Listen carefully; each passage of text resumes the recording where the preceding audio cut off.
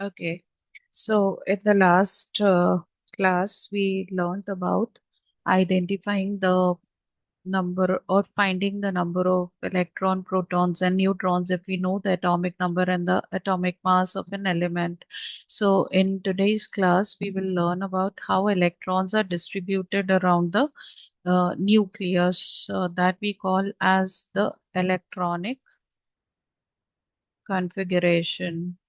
So, like, you know, because till now we just know about the discovery of electrons and the discovery of the nucleus. So, as per that, we are just going to talk about the Rutherford's nuclear model, which says that an atom has a positively charged nucleus at the center with protons and neutrons enclosed inside this nucleus. And this is why we say that all the mass of an atom resides inside the nucleus, and outside the nucleus are the orbits or the shells wherein the electrons are moving around the nucleus.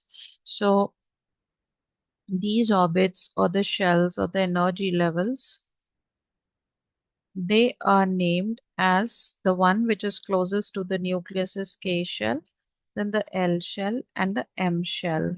So the electrons which are moving around the nucleus in their orbits, they are distributed in a manner so that all the negative charge does not collect at one place and they start repelling each other, making atom unstable. So electrons are to be distributed around the nucleus in a manner. They follow a pattern, though the actual rule is the rule proposed by Niels Bohr, but just to simplify, because our knowledge is limited to, for the time being, is limited to just few concepts. So to make it simpler, because we are doing the electronic configuration for elements with atomic number 1 till 20. So I have simplified it. We can simplify it, sorry. What we need to know is that the shell which is closest to the nucleus is the smallest one and it is termed as K shell. Then it's L, then it's M, and then it's N shell. So whenever the electrons are filled in, they are filled in as per the maximum capacity of the shell. So the K shell, because it's smaller in radius, it has a maximum capacity to accommodate just 2 electrons, not more than that. And the L, M, and N shell can hold 8 electrons or less, but not more. So, whenever we come to know about the number of electrons present in an element, we have to write their distribution in this orbit following the maximum capacity of the shells, and also we'll keep in mind that whatever number of electrons we have, we first fill in the first shell, then proceed towards the next shell. Once the shell is completely filled, then we'll move on to the next shell. So we'll take some example and you'll understand it better. So, for example, if I say hydrogen, which has atomic number 1, and exceptionally this element has mass number 1.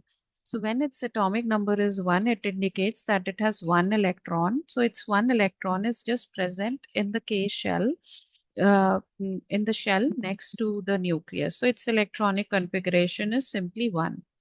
If we talk about helium with atomic number 2, means it has 2 electrons.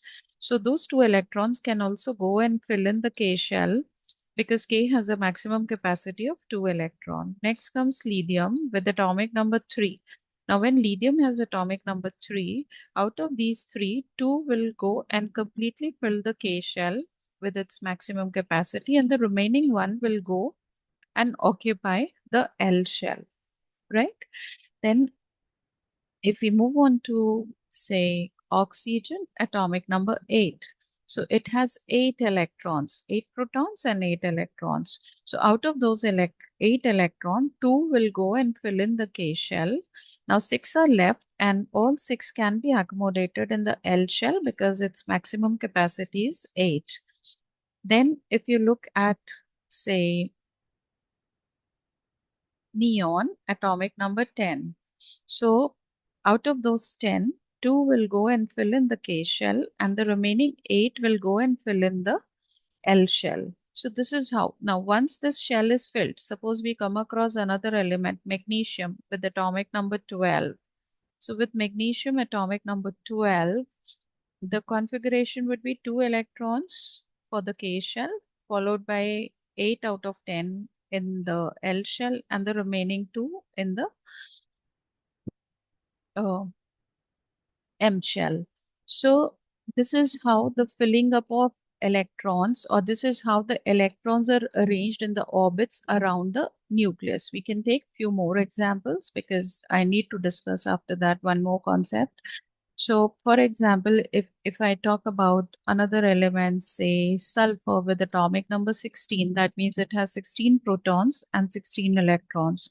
So out of those 16 electron, 2 will go and fill in the K shell. Remaining 14, 8 out of remaining 14 will go and fill in the L shell, and then the remaining 6 will go and accommodate the M shell. Now, if you talk about potassium, atomic number 19. So out of 19, 2 will go and fill in the K shell. We are left with 17. 8 will go and fill in the L shell. We are still left with 9. So 8 more will go and fill in the M shell, and the remaining 1 will go to the N shell. So this is how the electronic configuration is written. Now, whenever we are writing the electronic configuration, we'll see that always there is, like for this, it has only one, and this is the first and the last shell. The K shell is first and the last shell for hydrogen atom. Similarly, for lithium, the K shell is the first and the last shell for helium with 2 electrons. Now for lithium, it is the L shell, which is the last shell, and it has 1 electron. For oxygen, it is L shell, the last shell with 6 electron. Now this outermost shell, or the last shell, which we popularly call as, like, this outermost shell is termed as, or the orbit is termed as, the valence shell. And the electrons present in the valence shell are called the valence electron. These electrons are the electrons which actually take part in a reaction. Whenever lithium is reacting, it's one electron which is participating in the reaction. The inner electron, they don't participate in a chemical reaction. They decide all the physical and chemical properties of the element. So, so as we can see, hydrogen has one valence electron, helium has two valence electron, lithium has one valence electron, and oxygen has 6 valence electron, neon has 8 valence electron, magnesium has 2 valence electron, sulfur with 6 valence electron, and potassium with 1 valence electron. So looking at the number of valence electron, we can decide whether the element is a metal or a non-metal or a metalloid or a noble gas. So number of valence electrons, they tell us, even if we are not touching the element, we are not looking at the element, we just know its symbol and its atomic number, we can quickly write down its electronic configuration, find out the number of valence electrons, and we'll see that if the number of valence electrons are, VE is like the valence electron, if the valence electrons are either 1 or 2 or 3, this indicates that element is a metal. It will show most of the properties, the chemical and the physical properties of a metal. Now, if the number of valence electrons are 4, then that element would come under the category of metalloid, sharing few properties of metals and some of non-metals. And if the number of valence electrons are either 5 or 6 or 7, then it's a non-metal. And if the number of valence electron are 8, then it's an inert gas or a noble gas, right? So this we have to remember.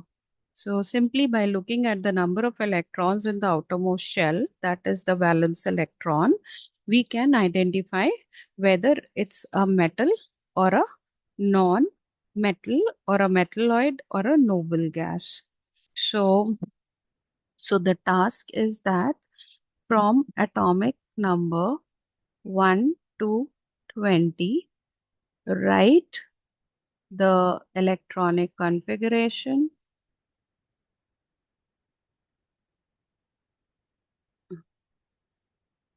of all the elements and classify them as metals or non-metals or metalloids or the noble gases. That's all for this session. Then I'll share the next one about the formation of the